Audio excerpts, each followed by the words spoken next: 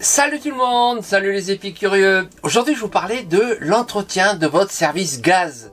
Il y a évidemment dans tous les camping-cars la possibilité de se chauffer, de chauffer l'eau, de faire de la cuisine, et cela passe par la plupart du temps par une bouteille de gaz. Et une bouteille de gaz, que ça soit en butane, en propane ou en GPL, comme c'est d'autres cas, eh bien ça nécessite un entretien. Eh bien c'est de cela que je vais vous parler aujourd'hui. Cet entretien est donc indispensable si vous voulez pas avoir les problèmes qu'on a régulièrement quand on fait pas justement cet entretien correctement. Les causes d'une panne peuvent être multiples. J'en ai repéré une bonne dizaine, sans être d'ailleurs exhaustif. Il faut commencer peut-être par bien maîtriser le panneau de contrôle de son chauffage. Peut-être que ça vient tout simplement d'une méconnaissance. Ça peut être aussi tout simplement une mauvaise gestion de vos réserves de bouteilles de gaz. Ça peut être aussi des filtres obstrués ou des injecteurs bouchés de le réchaud, pour le chauffage. Ça peut être aussi des lyres qui se bouchent ou qu'il faut changer. Le détendeur peut être encrassé ou le circuit complet peut être encrassé. Peut-être tout simplement est-ce la cheminée qu'il faut nettoyer ou des bouteilles qui sont mal fixées qu'il faut protéger. Bref, les situations sont tellement nombreuses que je vais essayer de voir quelques-unes et de vous montrer les méthodes à utiliser. Et si vous avez un trauma, le panneau de contrôle vous donne des indications de panne. Il faut évidemment les suivre. Les codes sont très très nombreux. Il faut un peu maîtriser la notice pour arriver à les repérer. Lorsqu'une panne a été affichée, il faut relancer le programmateur. Pour cela, il suffit, lorsque l'on veut faire disparaître, appuyer ici et aller sur le triangle. Et vous voyez, il s'en va. Et maintenant, voilà, et on peut relancer avec le réglage de température. On peut alors vous indiquer une panne de gaz. C'est tout bête et il faut vérifier la réserve de gaz que vous avez. Je vous propose ici un tuto que j'ai fait sur la jauge qui permet de le mesurer correctement. Il faut aussi penser à vérifier vos filtres. Voilà d'ailleurs deux types de filtres que j'ai et qui contiennent des éléments à vérifier, à changer et évidemment vérifier notamment s'il n'y a pas des huiles qui sont encrassées dedans parce que le GPL peut en avoir mais vous pouvez aussi le fabriquer. Justement, c'est un point que j'ai abordé et j'en reparle tout à l'heure. Il s'agit d'une manipulation qui est assez simple à réaliser et qu'il faut éviter d'oublier lorsque on entretient son service gaz. Les filtres en question que vous voyez ici sont, vous voyez ça à la gauche, eh bien ils sont faciles à trouver sur le marché et à remplacer. Si vous voyez ces flammes oranges sur votre réchaud, c'est que vous avez un circuit encrassé. Soit l'injecteur lui-même est encrassé, soit le circuit est encrassé à cause de ces huiles que l'on produit ou que l'on a rajoutées. Si vous avez ce type de souci, je vous renvoie à mes vidéos qui sont en lien en description.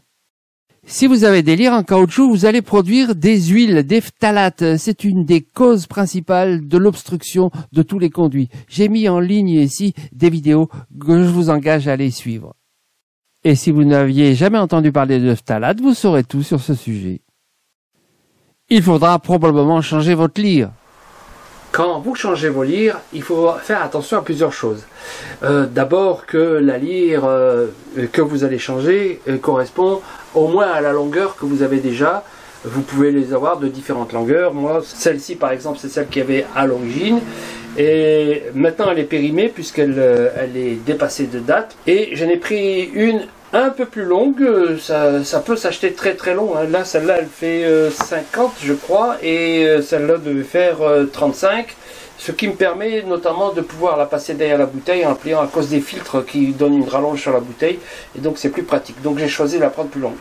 Mais ceci dit, il faut faire attention à d'autres caractéristiques. Est-ce que l'embout que vous avez là, qui va se fixer ici sur le détendeur, est-ce qu'il correspond à un pas de vis à droite par exemple, hein.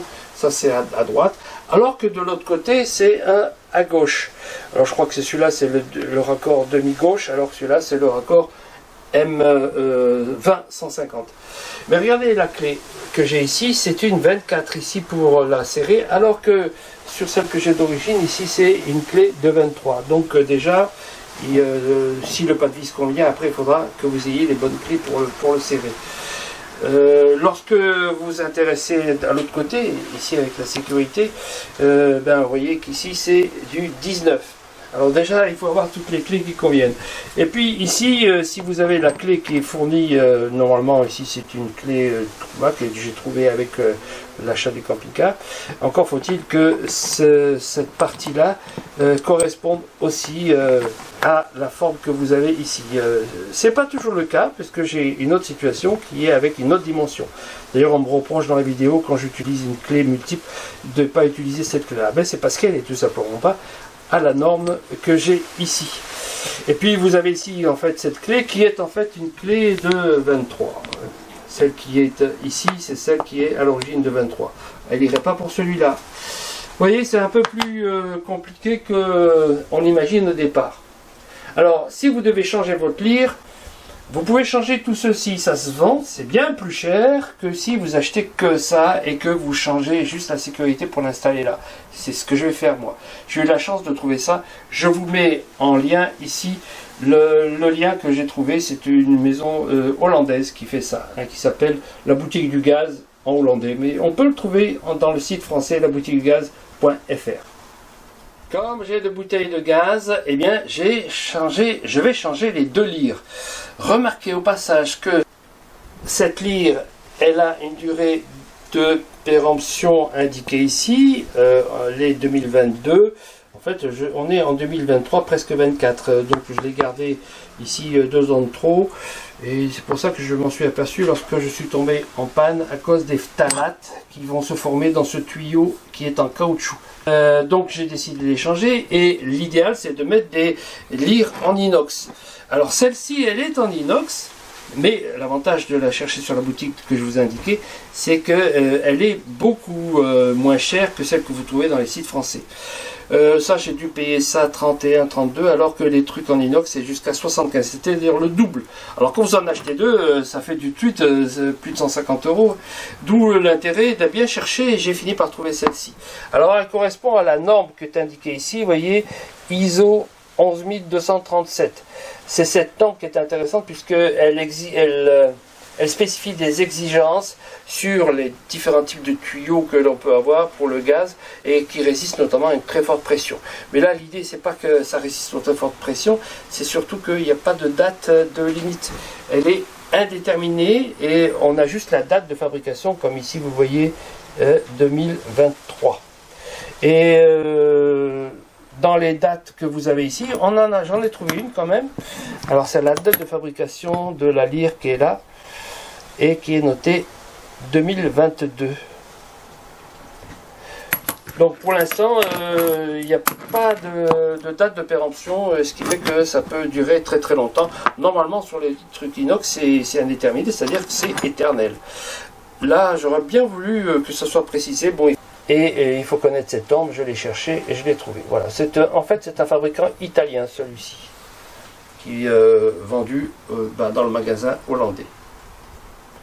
Alors maintenant, il n'y a plus qu'à inverser mes sécurités ici, qui permettent notamment, en cas de rupture de circuit, de bloquer. Donc lorsque je vais rebrancher, il ne faudra pas oublier d'appuyer pour ouvrir la vanne.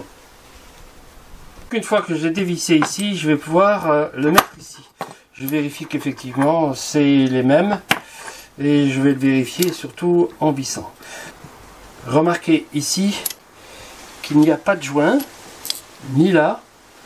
Donc il faut qu'on arrive au bout de course pour que la jointure se fait ici, laiton contre laiton.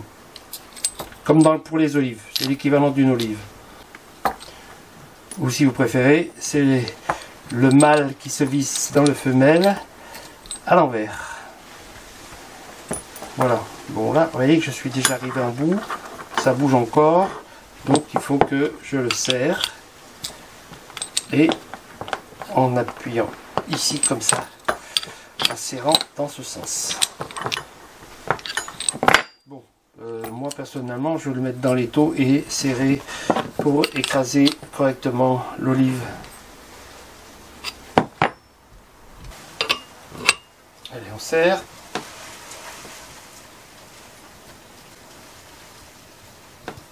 Voilà, c'est à fond là. Pas trop serré non plus pour pas abîmer l'olive. Pour la première layer, c'est bon. Il n'y a plus qu'à passer la sécurité de celui-ci sur l'autre. Même processus, pas de souci. Et me voilà donc avec mes deux nouvelles lyres conformes, inox, longue durée, en remplacement de celle-ci qui était périmée et qui était plus courte comme vous voyez. Donc ça va me donner plus d'aisance lorsque je suis en situation de changer les bouteilles ou de les remplir. Il se peut malheureusement que la production des huiles ait encrassé tout le circuit et a commencé par le détendeur. En désespoir de cause, j'ai démonté le détendeur, le Truma, le dual sécurité, pour vérifier qu'il n'y a pas de l'huile là dans le circuit, parce que le chauffage apparemment il ne marcherait pas à cause de ça. C'est une hypothèse, parce que j'ai l'impression que le chauffage ne marche pas parce qu'il n'y a pas assez de gaz. Sur le plan pratique, on utilise de l'alcool à brûler parce que c'est un bon solvant des phtalates. C'est un vrai solvant des phtalates.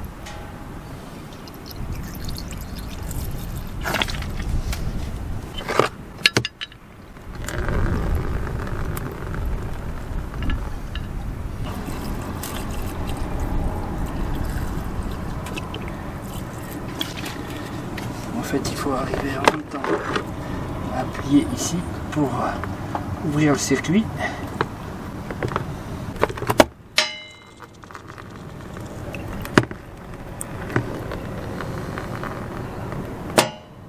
Et on va donc renouveler ici la manipulation jusqu'à ce qu'il n'y ait plus d'huile qui coule du tout. Et si comme moi vous constatez qu'il y a autant d'huile au niveau du détendeur, c'est qu'il y en a dans tout le circuit, il faudra le nettoyer dans toute sa totalité. Voilà comment je m'y prends. Je vous montre ici une étape, il faudra la répéter pour chaque circuit. Celle-ci, c'est celle qui aboutit au Truma et donc je suis en train de dévisser l'arrivée du gaz au niveau du Truma. Et je vais injecter de l'alcool depuis le départ du circuit au niveau de la cuisine où je peux défaire l'arrivée du gaz et envoyer de l'alcool et de l'air comprimé pour envoyer et faire fuir tous les phtalates que l'on peut avoir dans le circuit. Vous voyez ici le chiffon, il en est plein. Plus original, il faut vérifier que le gaz brûlé peut s'échapper. Et cette fois, c'est une panne qui n'a rien à voir avec le gaz, mais à la sortie du gaz. Alors, passons à l'aspirateur.